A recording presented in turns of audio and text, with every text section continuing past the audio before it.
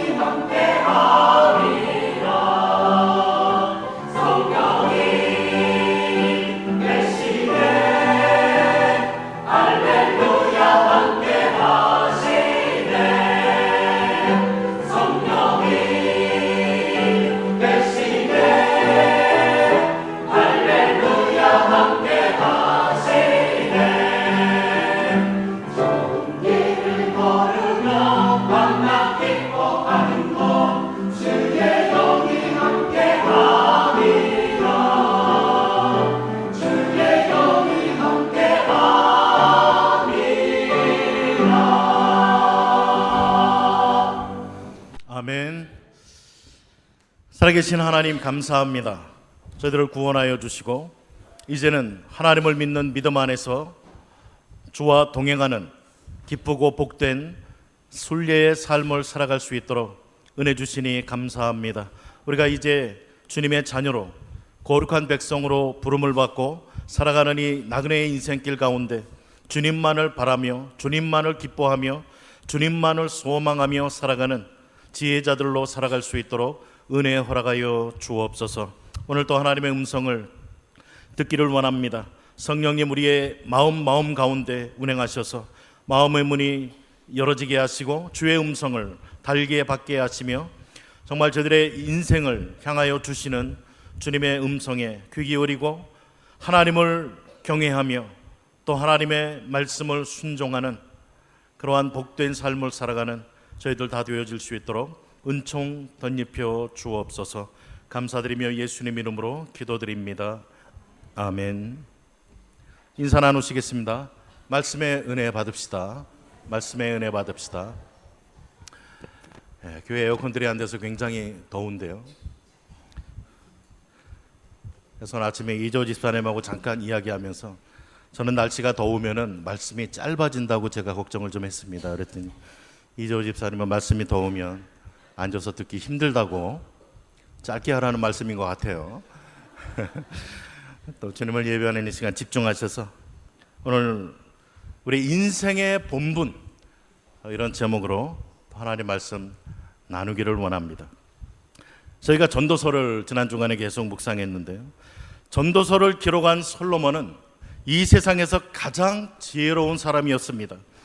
그는 또한 이스라엘 역사상 가장 화려하고 가장 부유했던 때에 그 나라의 왕으로 섬겼던 자였습니다. 그런 솔로몬은 그의 노년에 자신의 인생을 돌아보면서 회고록적인 방법으로 오늘 이 전도서의 말씀을 우리에게 주고 있습니다. 일평생 한 나라의 정치가로서 한 나라의 왕으로서 부유하게 모든 것을 다 누리며 살았던 그의 인생, 세상적으로 보면은 그처럼 성공한 사람도 없었을 것입니다. 세상 사람들이 부러워할 만한 모든 것을 다 가졌고 다 누렸던 그가 과연 인생의 주인이 되신 하나님 앞에 어떠한 평가를 받았을까? 우리는 그러한 의문을 품으면서 과연 우리의 삶의 중요성은 우리의 창조주이시고 우리의 삶의 주인이신 그 하나님 앞에 섰을 때 과연 하나님 앞에 어떠한 평가를 받을까라는 이러한 거룩한 질문을 가지고서 우리의 인생을 살아야만 된다는 것입니다. 전도자는 인생의 마지막 시간을 묘사하기 위해서 오늘 전도서 12장에 보면 세 가지의 은유를 사용합니다. 첫 번째는 전도서 12장 2절에 보면은 해와 빛과 달과 별들 그리고 구름 이러한 것들이 변하는 모습을 통해서 청년의 시기에서 노년의 시기로 넘어가는 것을 묘사했습니다. 인생은 나그네 길, 이러한 노래들 많이 하죠. 가는 세월 그 누구가 막을 수가 있을까? 인생을 노래하면서 참 인생 흘러가는 이러한 인생을 막을 자는 아무도 없습니다. 시편 90편에 보게 되면 인생을 이야기하면서 화살처럼 날아가는 그러한 표현을 쓰고 있습니다. 두 번째 은유는 3절부터 5절에 보면 사람의 몸을 집에 비유합니다. 3절은 그런 날에는 집을 지키는 자들이 떨 것이며, 이 집을 지키는 자가 누굽니까? 손과 발을 이야기합니다. 손과 발을 의인화한 것인데 나이가 들면 이렇게 물건을 건네줄 때도 자꾸 이렇게 떱니다. 몸이 이렇게 떨리고 손이 떨리고 다리가 이렇게 후들후들하고 하는 이러한 현상, 힘이 없어서 그렇게 되어집니다. 그 다음은 힘이 있는 자들이 구부러질 것이며, 힘이 있는 이 인체에서 구부러지는 것, 다리, 무릎, 어깨, 허리와 같은 부분들을 이야기합니다. 이것이 나이가 들면서 구부러지기 시작합니다. 맷돌질하는 자들이 적음으로 그칠 것이며, 이는 치아를 말합니다. 이가 나빠지니까 소화도 안 되고 위장도 나빠지게 되어집니다. 창들로 내다보는 자가 어두워질 것이며, 우리의 시력이 점점 이뤄져가고 침침해져 간다는 뜻입니다. 4절에 보면은 길거리 문들이 닫힐 것이며, 이 말씀은 길거리의 문들, 귀입니다. 귀가 점점 잘 안 들리게 되어집니다. 맷돌 소리가 적어질 것이며, 음식을 씹을 수 없게 된다는 말입니다. 새의 소리로 인하여 일어날 것이며, 젊었을 때는 그저 베개에 탁 머리만 대면 자는데 나이가 들어가면 잠이 오지 않습니다. 작은 새소리에도 일어나게 되어지고 또 잠이 들지가 않습니다. 이번에 총회 준비차 제가 수요일, 목요일, 금요일 이구아수를 다녀왔습니다. 내년 39회 총회가 이구아수 남미에서 열리게 되어지는데, 내년에 총회장 되실 그 부총회장 목사님이 브라질에서 오셨는데, 이번에 잠을 늦게 잤는데 아침 새벽까지 막 왔다 갔다 거리면서 막 방 두들기고 막 깨우는 거예요. 그래서 문을 열었더니 아침에 일찍 깨서 잠이 안 온다는 거예요. 그러면서 나이가 먹으니까 잠이 안 와 그러면서 같이 깨게 되었습니다. 음악하는 여자들은 다 쇠해질 것이며, 음악하는 여자는 목소리를 의인화한 표현입니다. 목소리가 점점 떨려지고 약해지게 되는 이러한 현상을 말합니다. 5절에 보면은 그런 자들은 높은 것을 두려워할 것이며 길에서는 놀랄 것이며, 연세가 들면 길을 내려올 때나 올라갈 때 겁이 납니다. 떨립니다. 그리고 놀라게 되어집니다. 그 다음에는 살구나무가 꽃이 필 것이며, 살구나무란 머리카락을 이야기하는데, 살구나무의 꽃, 흰색, 머리카락에 흰색이 생긴다, 백발이 된다라는 뜻으로 표현이 되어집니다. 메뚜기도 짐이 될 것이며, 메뚜기 무게가 얼마나 된다고, 그게 등에 딱 앉았는데 아우 무거워, 이렇게 메뚜기도 짐이 될 것이다. 얼마나 우리의 삶이 점점 쇠약해지고 힘이 빠진다라는 것을 말합니다. 정욕이 그치리니 욕망들이 점점 쇠하여집니다. 식욕, 성욕, 성취욕 같은 욕구들이 점점 쇠하게 되어집니다. 근본에 답사를 하면서 노회장이신 그 칠레 연합교회 왕익상 목사님이 이제 칠레에서 오셔서 같이 그곳에서 답사를 하는데, 이분이 지난 월요일, 화요일, 수요일 이 기간 동안 그 몸에 대상포진이 걸려갖고 완전히 사람이 완전히 그냥 가뜩이나 빼짝한데, 그래갖고 오신 거예요. 그래갖고 많은 사람들이 걱정을 했습니다. 근데 보니까 이분이 저보다도 훨씬 젊은데 40대 중반인데 그 모습이 7, 80된 그러한 연세 드신 분처럼 힘이 없어갖고요. 앉는데도 사뿐히 앉는 게 아니라 털썩 앉아요. 아무데나 막 누우려 그래요. 공항이고 어디 공간에 공간만 있으면 그냥 가서 눕는 거예요. 대상포진이 이쪽에서 이제 팔 쪽으로 다 번졌는데, 이게 한 바퀴 돌아가면 죽는다고 합니다. 전체가 마비가 되어지면서 그 통증과 함께 사람이 그냥 맥이 없어요. 이러다 사람 잡겠다 싶어갖고 오늘 또 중앙교회 그 위임식이 있는데 말씀도 전하고 해야 되는데 어떡하나 걱정을 참 많이 했습니다. 그러다가 어제 주사 한 대 꾹 맞고 조금 살아났는데 오늘도 걱정이 좀 많이 돼요. 약 기운이 어제 저녁으로 끝난다고 이야기하는데, 그래서 오늘 설교도 아무것도 안 맞고 위임 예배 설교만 잘 좀 해달라는 그런 부탁들을 합니다. 그런데 그분이 그래요. 저를 보면서 너무 부럽다는 거예요. 음식도 하나도 못 먹었어요, 그분은. 그러면서 목사님 부러워요. 그래서 뭐가 부러워요? 그랬더니 만사가 귀찮아진다는 거예요. 만사가 아무것도 못하겠다는 거예요. 그러면서 제가 참 사람이 점점 젊은 자건 어쨌건 간에 몸이 쇠하여지면서 참 인생이 무엇인가라는 걸 다시 한번 생각해 보게 되었습니다. 본문에 보면 마지막으로 이는 사람이 자기의 영원한 집으로 돌아가고 조문객들이 거리로 왕래하게 됨이라. 즉 이 말씀은 사람이 죽고 난 다음에 조문객들이 찾아오는 모습을 덤덤하게 묘사합니다. 세 번째 은유는 6절과 7절에 보면은 은줄, 금그릇, 항아리, 바퀴 이러한 비유가 나옵니다.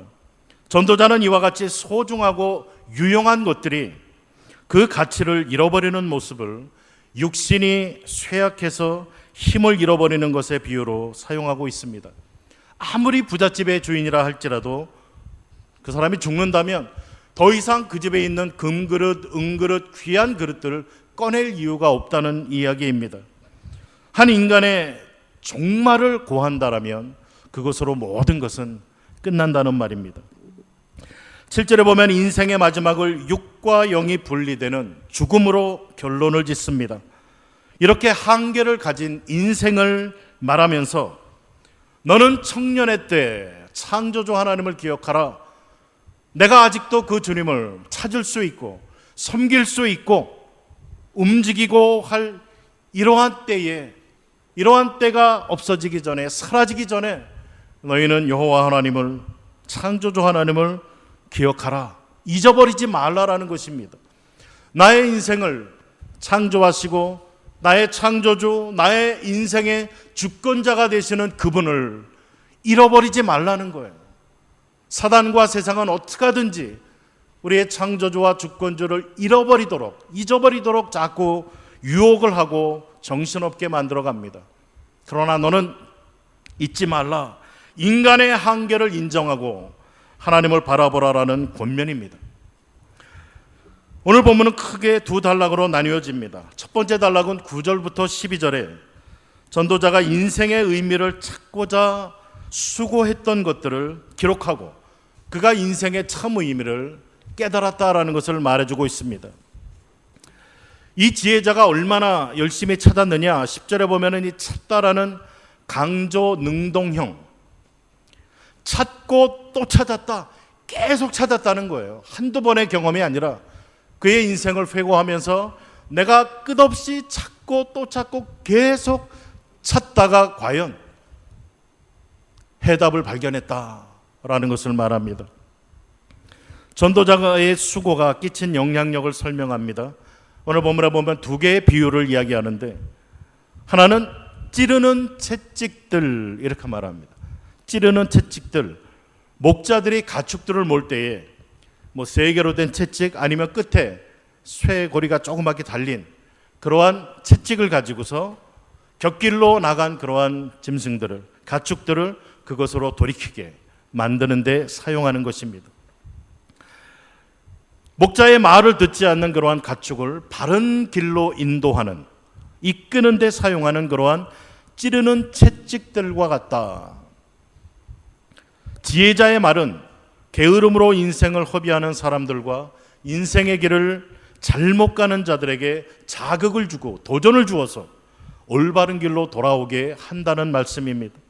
또 하나의 비유는 잘 박힌 못입니다. 못질을 혹시 해보셨습니까? 이것이 잘 박히면 든든해집니다. 흔들리지 않습니다. 지혜자의 이러한 말씀, 스승들의 말씀은 우리의 마음에 깊이 새겨진 그러한 잘 박힌 못과 같은 역할을 해서 우리의 삶이 하나님께 고정되도록 만들어준다는 것입니다. 세상 어떤 바람과 유혹에 쉽게 흔들리지 않습니다. 이 지혜자의 말씀이 우리의 마음 가운데 잘 새겨지면 잘 박힌 못처럼, 든든하게 박힌 그러한 나사못처럼 우리의 삶이 하나님께 집중해서 살아갈 수 있도록 만들어준다라는 것을 말해주고 있습니다. 과연 여기에서 이야기하는 한 목자가 누굽니까? 한 목자의 말이 찌르는 채찍들과 같고 잘 박힌 목과 같다고 이야기했는데요. 13절에 보면 하나님을 경외하는 것을 이야기하는 이 모습을 보고 우리는 이 목자는 창조주 하나님, 우리 인생의 주권자 되시는 하나님을 이야기한다라고 해석을 할 수가 있는 것입니다. 모든 지혜는 하나님으로부터 오게 되어진다라는 것을 전제하면서 전도자가 추구한 이 모든 지혜가 하나님께 있음을 말해주는 것입니다. 두 번째 단락 13절 14절에 보면 전도자가 인생을 논하면서 인생은 헛되니 해 아래서의 모든 것이 다 헛되다라고 이야기했던 이러한 전도자가 오늘 13절 14절의 마지막 결론과 권고를 주고 있는 것입니다. 그가 삶의 진정한 의미를 찾으려고 찾고 또 찾고 계속해서 찾다가 발견한 그러한 결론, 그것은 하나님을 경외하고 그의 명령들을 지켜라라는 것입니다. 이것이 모든 사람의 본분이다라고 이야기를 합니다. 그러면서 오늘 본문을 통해 인간의 본분이 무엇인가를 우리에게 가르쳐주고 있습니다. 일의 결국을 다 들었으니 하나님을 경외하라. 이것이 전도서 전체의 결론입니다. 13절은 두 개의 명령 또 그 이유를 우리에게 말해줍니다. 첫 번째 명령은 하나님을 경외하라입니다. 하나님을 경외하라. 성경 한 구절만 찾아볼까요? 잠언서 1장 7절. 잠언서 1장 7절 말씀.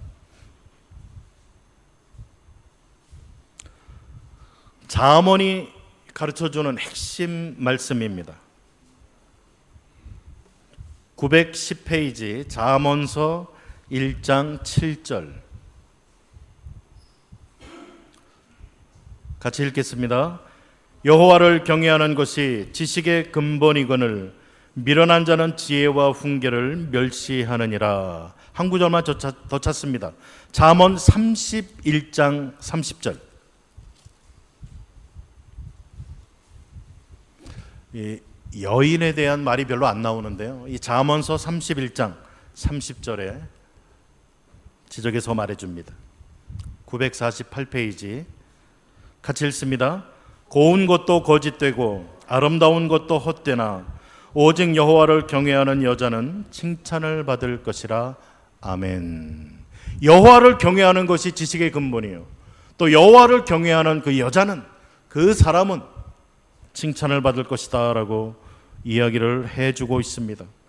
전도서에서도 인생의 문제에 대한 최종적인 답으로 말해줍니다. 3장 14절에 보면 하나님께서 행하시는 모든 것은 영원히 있을 것이라 그 위에 더할 수도 없고 그것에서 덜할 수도 없나니 하나님이 이같이 행하심은 사람들이 그의 앞에서 경외하게 하려 하심인 줄을 내가 알았도다. 이 인생의 모든 것들은 이걸 통해서 하나님 경외하기를 배우게 하기 위해서 우리에게 주어졌다라고 말합니다. 하나님을 경외하는 것은 여호와 하나님이 우리 삶의 근원이신 창조주이시라는 사실, 또한 모든 것의 주권자다라는 이 사실을 고백하는 것입니다. 성경에서 이 개념을 가장 잘 설명한 것이 창세기 22장에 아브라함이 이삭을 바치는 제물로 드리는 사건입니다. 아브라함에게 백세에 얻은 아브라함 자신의 모든 것이 되는 그 이삭을 하나님 앞에 번제로 제사 드려라.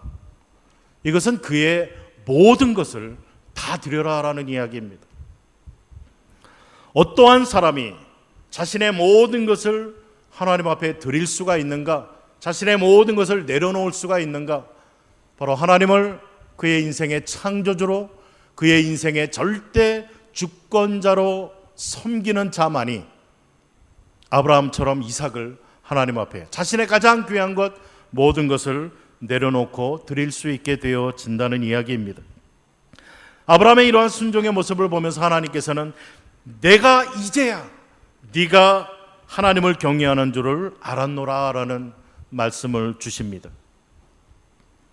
전도자는 또 명령합니다. 그의 명령들을 지킬지어다 라고 말합니다. 명령, 이 말은 일반적인 교훈, 포괄적인 의미로 사용이 되어집니다. 하나님의 명령을 지키는 것은 그분과 올바른 관계를 유지하는 방법입니다. 하나님을 경외하고 그의 명령을 지켜야 하는 이유, 왜 그렇습니까? 이것이 사람의 본분이기 때문에 그렇다는 것입니다. 인간의 존재 이유가 여기에 있다는 것입니다.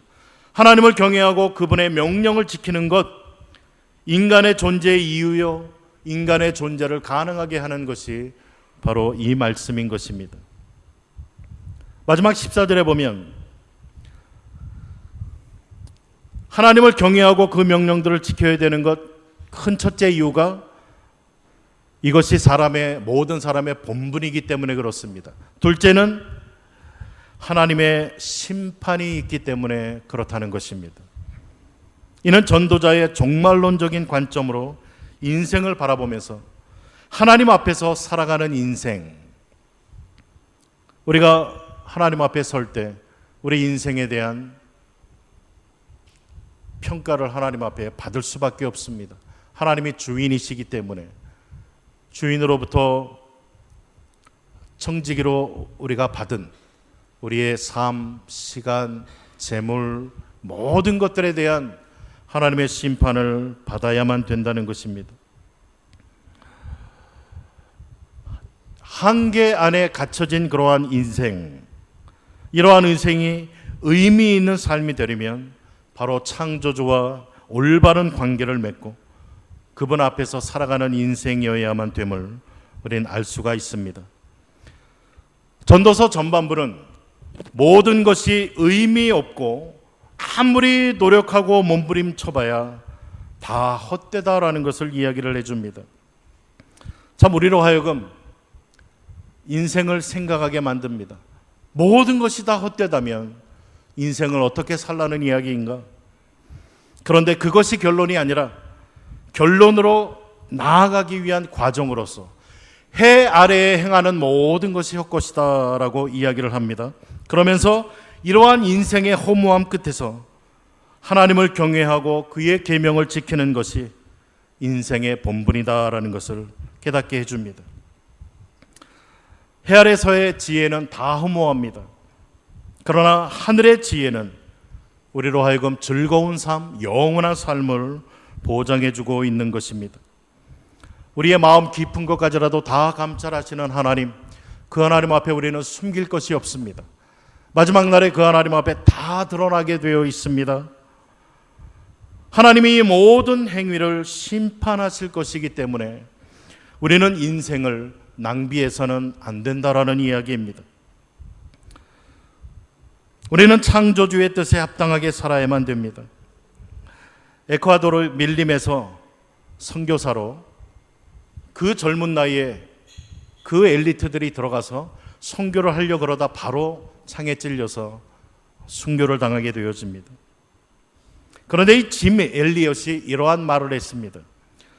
영원한 것을 위해 영원하지 않은 것을 포기하는 것이야말로 참으로 지혜로운 삶이다. 공감이 가십니까? 영원한 것을 위해 영원하지 아니한 것을 포기하는 삶이 진정 지혜로운 삶이라. 그는 짧은 인생을 살아가면서 이러한 고백을 했다는 것입니다. 오늘 전도자가 주는 인생의 본분을 밝히 깨닫고 하나님을 경외하라, 그의 말씀을 지켜라, 그리고 하나님 앞에 심판의 그날이 있음을 기억하고 이 땅을 하나님을 창조주로 주권주로 섬기고 살아가라. 이것이 인생의 본분이라고 하는 이러한 말씀을 오늘 기억하고 이 말씀 안에서 하나님을 기뻐하는 삶 살아가시는 우리 복된 성도님들 되시기를 주님의 이름으로 축복을 드립니다. 한번 기도하겠습니다. 복의 근원 되신 하나님 감사드립니다. 오늘 지혜자 솔로몬을 통해 인생의 본분이 무엇인가를 우리에게 밝히 가르쳐 주시니 감사드립니다. 여호와 하나님을 경외하고 그의 모든 말씀들을 순종하고 지키는 삶, 또한 하나님 앞에 우리의 삶의 모든 부분들을 다 보고하고 심판의 그날이 있음을 기억하면서 우리의 인생길을 우리의 창조주요 주권자 되시는 그 하나님만 바라보며 순종으로의 삶을 살아가기를 소원하는 저희들 가운데 주의 성령이 오늘 역사해 주시고 정말 인생의 본분을 저희들이 잘 지켜가며 하나님을 기뻐하는 삶을 살아가는 저희들의 삶이 되도록 하나님 축복하여 주옵소서. 예수님 이름으로 기도드립니다. 아멘.